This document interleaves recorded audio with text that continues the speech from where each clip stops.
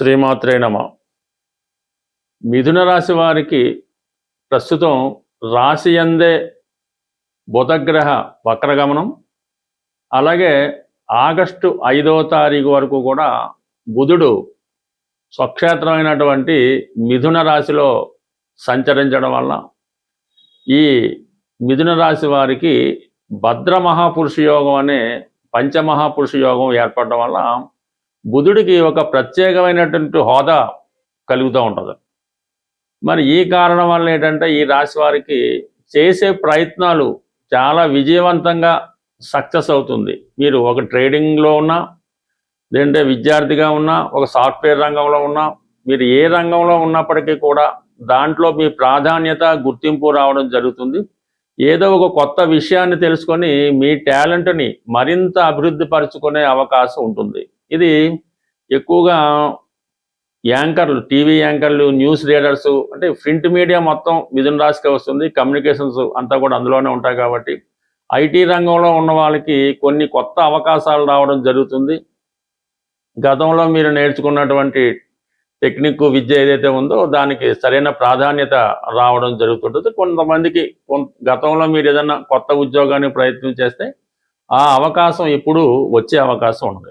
సుమారుగా ఈ వారం 24వ తారీఖు వరకు కూడా బుధుడు వక్రగమనంలో ఉంటాడు. అంటే ఈ వక్రగమనంలో బుధుడు అత్యంత శుభుడు అవటం వల్ల ఈ జాతకులకి బ్రెయిన్ చాలా షార్ప్గా వర్క్ అవుతుంది. చాలా వృత్తిలో చాలా క్విక్గా యాక్షన్ తీసుకుంటారు. కంప్లీట్గా ఒక ప్రాధాన్యత మీకు ఈ రాశి వారికి రావడం జరుగుతుంది. అలాగే చతుర్థాధిపతి కూడా బుధుడు రాశి యందు ఉండడం వల్ల ఏంటంటే కొంతవరకు ఈ స్థిరాస్తి కొనాలనే మీ ఆలోచన నెరవేరుతుంది. జీవితం ప్రశాంతంగా ఉంటుంది. మాతృ సౌఖ్యం లభిస్తుంది. విద్యార్థులు మరింత ఉత్సాహంగా పనిచేయడం జరుగుతూ ఉంటుంది. ఈ సమయంలో మీరు ఏదైనా ఒక పోటీ పరీక్షలో రాసినా, ఒక ఇంటర్వ్యూకి వెళ్ళినా గ్యారంటీ సక్సెస్ అన్నది మీకు రావడం జరుగుతుంది. కాబట్టి ఖచ్చితంగా మీరు అటువంటి అవకాశం ఉంటే మళ్ళీ ప్రయత్నం చేయండి.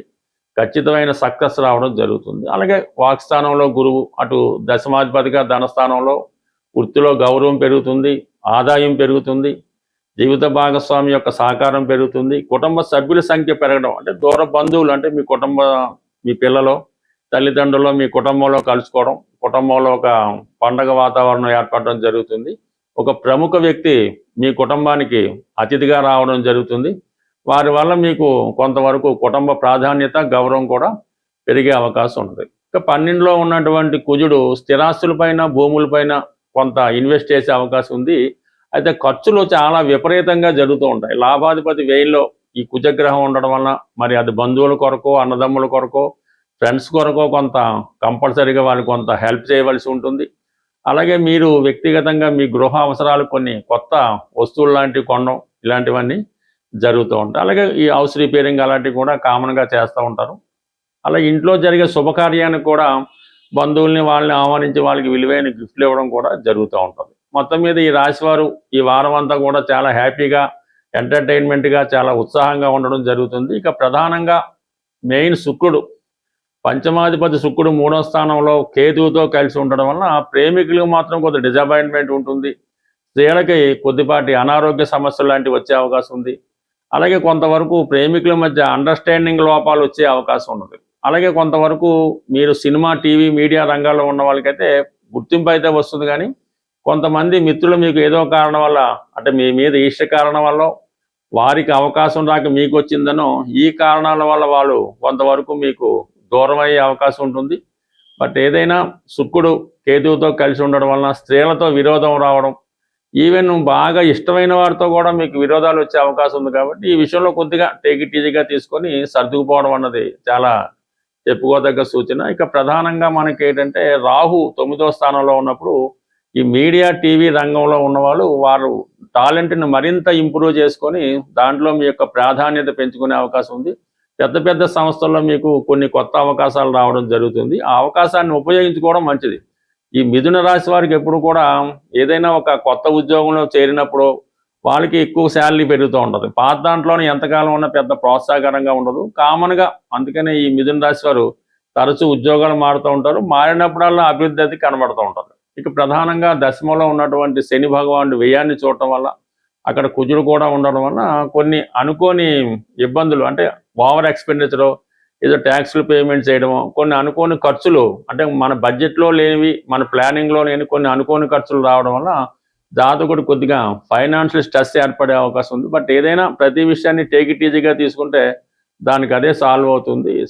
తీవ్రమైన ఆర్థిక ఇబ్బందులతో ఇబ్బంది పడుతున్నవారు, అలాగే భార్య వలన కానీ స్త్రీల వలన కానీ అంటే తల్లి వలన అక్క చెల్లెల వల్ల ఇబ్బందులు పడుతున్న వాళ్ళు వారు కొంత కష్టమైన చాలా ఓర్పుతో ఈ ఆషాఢ మాసం జరుగుతుంది కాబట్టి ఇప్పుడు కానీ వీలైతే ఇప్పుడు, లేని పక్షంలో శ్రావణ మాసంలో కొల్హాపూర్ మహాలక్ష్మి అమ్మవారి ఆలయాన్ని సందర్శించవలసి ఉంటుంది. సందర్శించి అమ్మవారికి ఇక్కడ ఆనవాయిగా చీర, కొన్ని ఫ్లవర్సు, ఒక కొబ్బరికాయ ఇవి అమ్మవారికి ఇవ్వడం జరుగుతూ ఉంటుంది. అవి మీ స్థాయిని బట్టి ఈ తాలిబొట్టు, పసుపు అన్నిటితో పాటు అమ్మవారికి సమర్పించండి. అక్కడ వాళ్ళు మీకు మీరిచ్చిన కొబ్బరికాయని తిరిగి మీకు ఇవ్వడం జరుగుతూ ఉంటుంది. పీస్తో ఉన్నది ఇస్తారు.